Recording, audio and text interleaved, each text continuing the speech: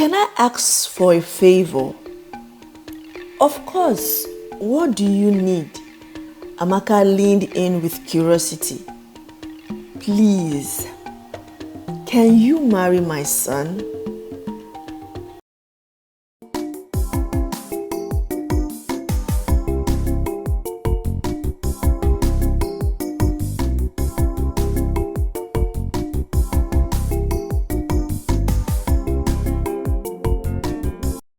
Once upon a time, an elderly woman named Mrs. Thompson decided to go on a tour in a new city. She loved exploring new places and meeting new people. One sunny morning, while walking through the bustling streets of the city, she suddenly felt a sharp pain in her chest. It was a heart attack. Kind strangers rushed to help her and called an ambulance. She was quickly taken to the nearby city hospital. At the hospital, doctors and nurses hurried to save her. After a tense few hours, Mrs. Thompson regained consciousness. Among the medical staff was a young nurse called Amaka. Nurse Amaka was very nice and caring. She spoke softly to Mrs. Thompson, held her hand, and made sure she was comfortable. Mrs. Thompson felt a special connection with Nurse Amaka. The day came when Amaka's shift had reached their end. Mrs. Thompson, feeling stronger, held Amaka's wrist gently. Please, can you stay a little longer? I feel so better when you're here. Amaka hesitated. Ma, it's closing time for me. Someone else will take over. Please, I can pay you double your salary. I just want to talk. Just a little longer, Mrs. Thompson said. Amaka chuckled softly, but there was a glimmer of warmth in her eyes. All right, just a bit longer. Once the other nurses left, the room was filled only with the beaming of the machines and the low hum of conversation. Mrs. Thompson felt alive with gratitude. You have no idea how much this means to me, she said, her voice trembling with emotions. Later that night, after the light had dimmed, Mrs. Thompson gathered her courage. Nurse Amaka, she called softly. Yes, ma. I like you so much, Mrs. Thompson began, a hint of mischief in her voice. Can I ask for a favor? Of course. What do you need? Amaka leaned in with curiosity. Please, can you marry my son? Amaka erupted in laughter. Ma, but I don't know your son. You will. I'm sure you will like him, I promise. Mrs. Thompson giggled. Ma, as tempting as that sounds, I can't marry someone I haven't met. Amaka chuckled, shaking her head. But the laughter was infectious, and Mrs. Thompson couldn't stop herself from joining in. Just think about it, okay? I want you to meet him. Amaka left later that night with a light heart, her mind flickering back to the unusual yet heartwarming request. It was rare to connect with an older patient so profoundly. And even if the marriage proposal was just a playful thought from the old lady, it lifted Amaka's spirits. Days passed, and Mrs. Thompson felt stronger. Eventually, her doctor declared that she was fit to be discharged. On her last day in the hospital, she made sure to exchange contact information with Nurse Amaka. 2 weeks passed, and one day, Nurse Amaka received a call from Mrs. Thompson. "I am inviting you for a dinner at my place. My son will be there. Don't worry, I will pay for your flight. Just promise me you will come." Nurse Amaka was touched by the old woman's kindness and curiosity. She agreed to come. The day arrived, and Amaka was both eager and nervous. She wore a simple yet elegant dress, brushing her hair neatly as she prepared to meet the son of the woman she had grown fond of. As she stepped off the plane and made her way to the arrival section of the airport, an unexpected thought struck her. What if Mrs. Thompson's son was a man with special need that needed intensive care? But the feeling changed when she saw a man in a red Bentley beckon on her. "Are you Nurse Amaka?" Mrs. Thompson asked. "I pick you up." "Oh, okay, a Bentley? Who is this old woman? I hope I'm safe," Amaka asked herself. Upon arrival, Amaka found the house to be grand, sprawling estates much larger than she had anticipated. The scent of home-cooked meal filled the air, and the soft sound of jazz filled the background. Mrs. Thompson greeted her with open arms, embracing her as if they were long-lost friends. "Thank you for coming, my dear," she exclaimed, her eyes dancing with joy. "Of course, ma. Your invitation was hard to refuse," Amaka replied, her excitement growing. Just then, the door swung open, and in walked a tall man with an air of authority. His sky blue polo fitted him impeccably, and his confidence eluded a charm that made Amaka's heart skip for a beat. "Mother, I'm home," he said, his voice deep and resonant. As his eyes fell upon Amaka, they widened in recognition. "And you must be the nurse my mother was talking about." "Yes, I am. I'm Amaka," she stammered, her cheeks coloring under her gaze. Amaka's heart dropped. She instantly recognized the man as the governor of the neighboring state, a well-respected figure whose name filled news headlines. "Wait, what? You are Governor Thompson, the governor of Better State?" she stammered, utterly thrown off balance.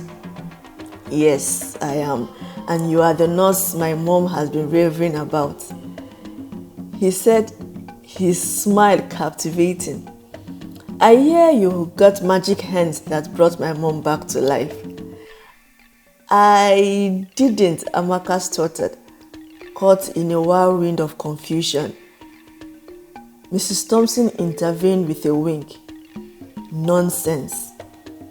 A mother only wishes the best for her son. Don't you agree?"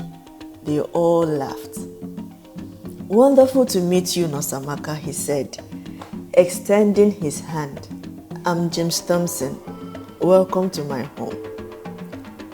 Dinner was a delightful affair, filled with laughter, stories, and warm gazes.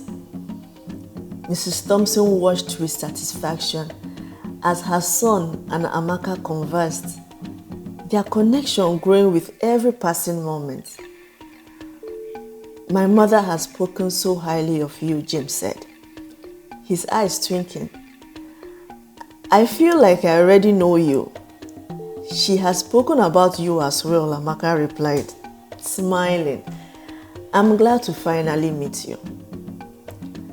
After dinner, they moved to the living room, where the conversation flowed as naturally as the evening breeze. James and Amaka found themselves lost in conversation, discovering shared interests and values. Mrs. Thompson's heart swelled with excitement.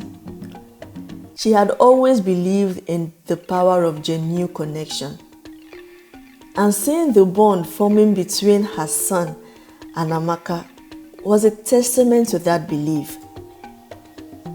The next morning, as the sun rose over the horizon, Amaka prepared to leave.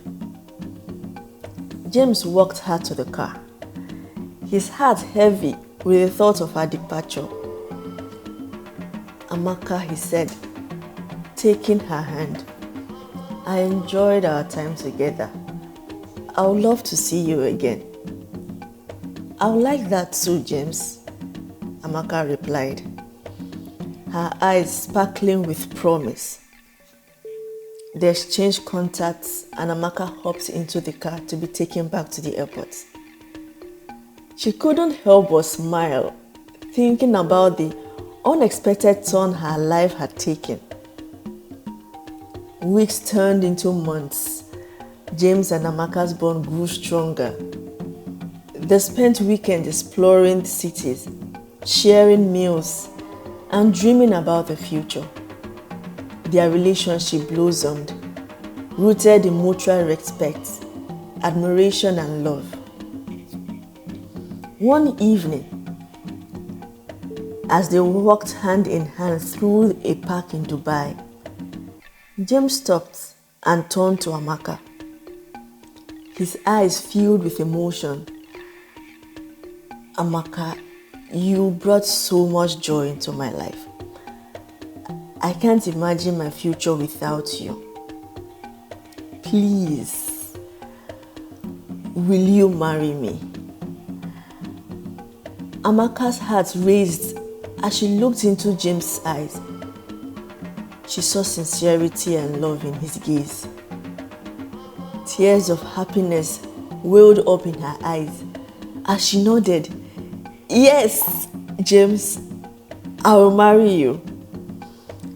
The proposal was met with applause from nearby park goers who had witnessed the tender moments. James and Amaka embraced, their hearts beating in perfect harmony. The wedding was a grand celebration. It was all over the news. The governor of Beta State was getting married. The wedding was attended by top dignitaries, friends, families, and well-wishers. Mrs. Thompson beamed with pride as she watched her son and the woman who had become like a daughter to her exchange vows. The ceremony was a beautiful blend of tradition, symbolizing the union of two hearts and the merging of two families. Amaka looked stunning in her elegant gown, and James couldn't take his eyes off her. They promised to support and cherish each other, their words resonating with everyone's present. After the ceremony, the reception was filled with laughter, dancing, and heartfelt toast. Mrs. Thompson gave a speech, her voice trembling with emotion. "I knew from the moment I met Amaka that she was special. She cared for me with such tenderness and kindness, and I became so jealous of that care and love to be taken away by another person. And now she will care for my son with the same love. I am blessed to see them united in love. I must say, I won. James and I won." James and Amaka settled into married life with ease, supporting each other in their personal and professional endeavors. Amaka became the matron of the state hospital, and also occupied the office of the First Lady. James remained dedicated to his role as governor of the state, but they always made time for each other. Mrs. Thompson always visited them, her heart swelling with joy each time she saw the love and happiness that radiated from her son and daughter-in-law. They built a life filled with love, laughter, and shared dreams.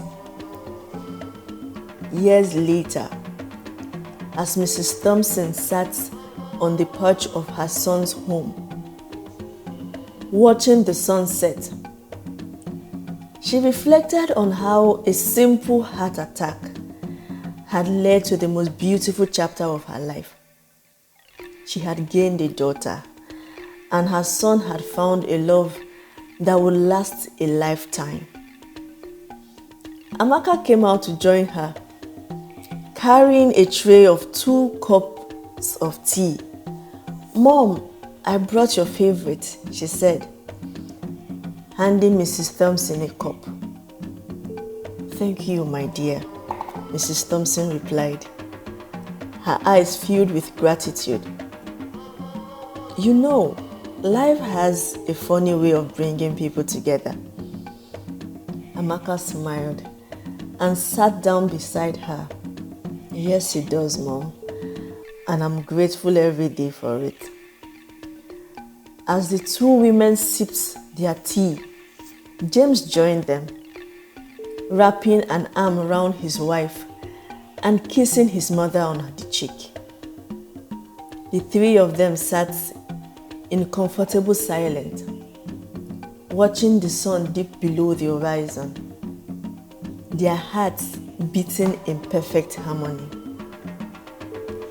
In that moment, Mrs. Thompson knew that love had a way of finding you, even when you least expected it. She smiled, content in the knowledge that her family was complete and her heart was full. And so, in the city where she had once felt lost and alone, Mrs. Thompson found a new beginning, proving that love is always just a heartbeat away.